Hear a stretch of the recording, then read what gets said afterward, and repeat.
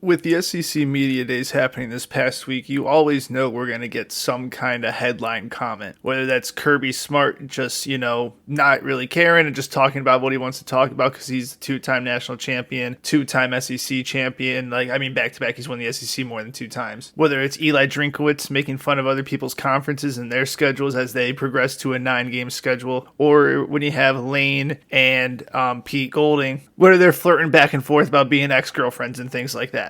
Some type of headline's always going to come out of there. But really, I think what we all took away as the biggest headline came from the very first day when Commissioner Greg Sankey was at the podium and he was asked a question about the thoughts of the SEC breaking away. And here was his response to that question. They're real. People have talked about that. They've opined about the frustrations that bring them to the point of saying that we should look at something significantly different. I do not believe that is a leverage point. I think it's just an honest communication. And everyone took that quote and ran, saying the SEC is going to break away. They're actually thinking about breaking away. This is really going to happen. But then, he caught up with CBS reporter Brandon Marcello in the article written by John Talley, and he kind of clarified what he was saying, how it might have been taken out of context a little bit. This was his response to Marcello. I also think that if we just walked away from the NCAA, whether we're frustrated or not, we'd be back in front of Congress in a conversation. So my observation to our league is that's not a priority for us. And so the headlines that developed, that there's some breakaway being considered, that's not actually what the answer was. There are frustrations. Informing the asks that there has been or has to be a better way, and we're trying to work to improve the system. So he kind of went in there and clarified. He's like, we don't want to break away. We want to try to improve the system that we have currently. But the fact that the breakaway is even being thought of, that's kind of what I want to discuss today. Like, what would the SEC breaking away do for college football, and what would it do for the SEC? They always say it means more down there, right? It means more. It just means more. The games mean more. The playoff means more. The SEC is the best conference, which we'll get into if I think the SEC is the best conference or not. Newsflash, I don't. I think the Big Ten is taking that over, and we'll get into a couple reasons why. Going back in the time when the SEC and the Big Ten basically flip places now, but we'll get into that in a little bit. If the SEC did break away, okay, you would just be playing your conference games, so you'd have 12 conference games against 12 SEC opponents, which, don't get me wrong, that would be awesome to see. That would be very competitive football every week. You would have a big matchup every week. But what would you do for a postseason? If you're going to break away, it's because you're not liking how many teams you're getting into the college football playoff. The playoff didn't expanded. You guys went to 9 conference games, and then they expected that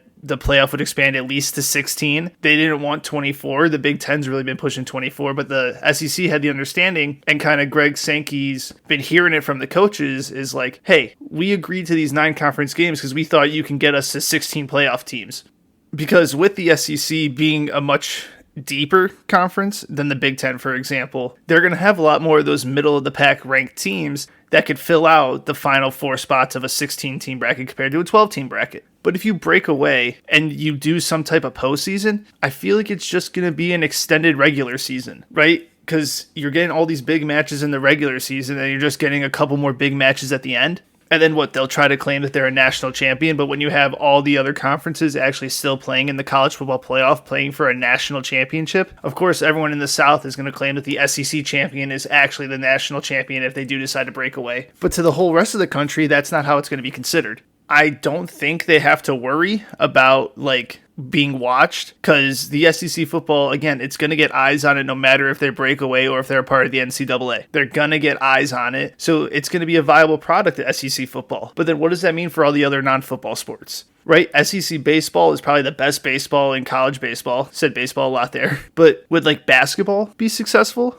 Other sports like track and field, which the SEC is the best track and field conference, but is that going to get eyes on it? It rarely gets eyes on it now, right? Only track and field athletes really, watch and care for what's going on in the track and field, or if they see people just scrolling on Instagram and they see Jacoby Thorpe running an insane 110 hurdle time. Then they're like, oh, wow, that's cool. And that's all the track and field they consume. What does it mean for volleyball? What does it mean for soccer? What does it mean for women's sport? What does it mean for all those other sports? Because we already know that football is really the only revenue driving sport. You might get basketball again, you might get baseball to bring in some revenue, but all those others operate at a loss. So I don't think it's viable, because you can't have the SEC football break away and then have all the other sports compete in March Madness, or they go to the nationals for track and field. They compete in the baseball playoffs. Like, I'm drawing a blank on what it's called. The College Baseball World Series. There we go. Like, you're not going to have the teams competing in that because you can't just have football broken away and then all the other sports in there and then expect the other conferences in the NCAA to be welcoming to you when you literally took the biggest money generator and you're like, no, we're taking our ball and going home. So I don't know how it's going to be viable. Now, there is one way a breakaway is viable, and the SEC needs to get the Big Ten on their back and be like, hey, we can make a lot more money if we do this ourselves. And what would that be? A super conference or super league. Now, I'm going to do a whole nother video and podcast diving into what I think a super league would look like for college football. But if they do decide to break away and the Big Ten joins them, what do you think it's going to do for like the Mississippi States, the Arkansas,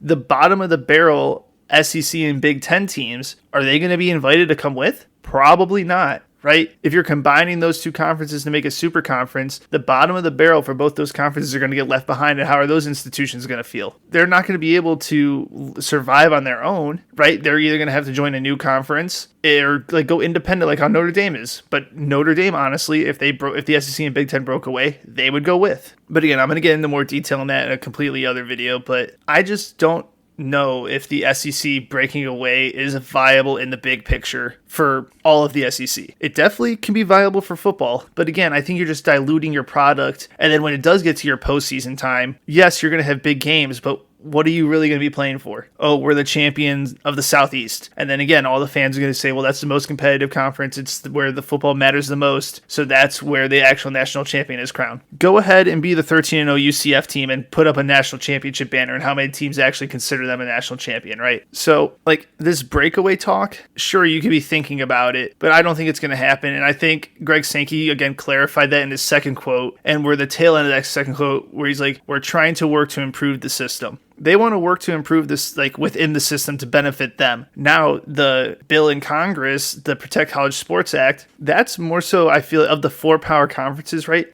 That's kind of screwing over the SEC and Big Ten a little bit and helping the ACC and Big 12. So I'm not sure how that's going to turn out and what, if that does get passed, what it will mean for the SEC and Big Ten. If it's going to be another like tipping point for the SEC to break away. But I don't think the SEC leaving, taking their ball and going home, it means more down here, so we're going to play ourselves and make it matter more, is really a good option, and it's going to be healthy for SEC schools.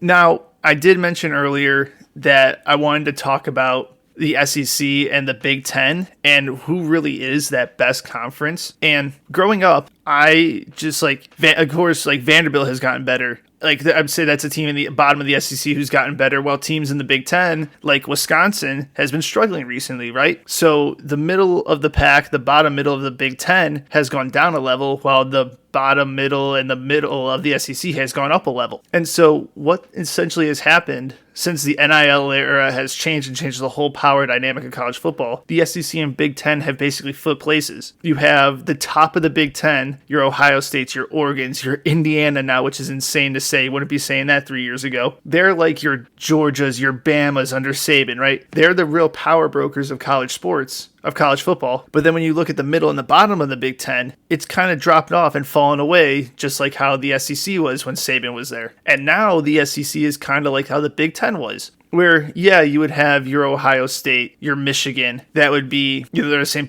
your Penn States, your Wisconsins even at some points. They were really like, they were on top of the league, but the gap between them and like a middle of the pack team like Iowa, going back to Wisconsin because there's divisions, so they were on the other side. Even Maryland, right? They were closer to where those teams were, and now that's not what you have in the SEC, right? Of course, you added Texas and Oklahoma to make that conference even stronger, but your Alabamas, your Georgias now, they're a lot closer to teams like Florida, Missouri, even though Florida had a terrible year, but like Missouri, they've always been a middle of the pack team. And I feel like that gap between them and the top of the SEC has just gotten closer and closer. And who always said the best conference was back in the early 2010s? Well, it was the SEC because they were out there winning the national championships. They had the best teams in all of college football, so they were the best conference. Well, now the Big Ten has won 3 straight national titles with 3 different programs. The SEC hasn't been to back-to-back championship games. And even before that, because Michigan played a Washington team from a conference that doesn't really even exist anymore. So now that the SEC hasn't been winning those championships, but their conference is deeper, they're like, oh, we're the best conference because we're a deeper conference now. And you can just see how the arguments flipped. Now, the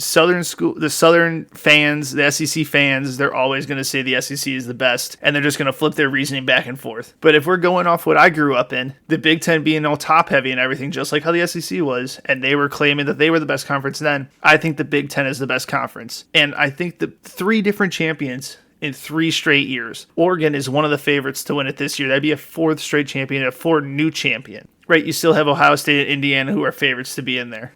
Miami and Notre Dame are favorites to be in there. You have Texas from the SEC who are favorites to be in there. It's a lot more non-SEC schools are your favorites to win the national title. It doesn't mean they're a bad conference, right? It doesn't mean you're the Big 12. It doesn't mean you're the ACC where you literally just have Miami and no one else because Clemson and Florida State have crapped the bed. It just means you're not the best conference anymore. And it's okay. But Big Ten football is ruling it now. And you know what? Since everyone's been able to pay everybody, we've seen what's happened.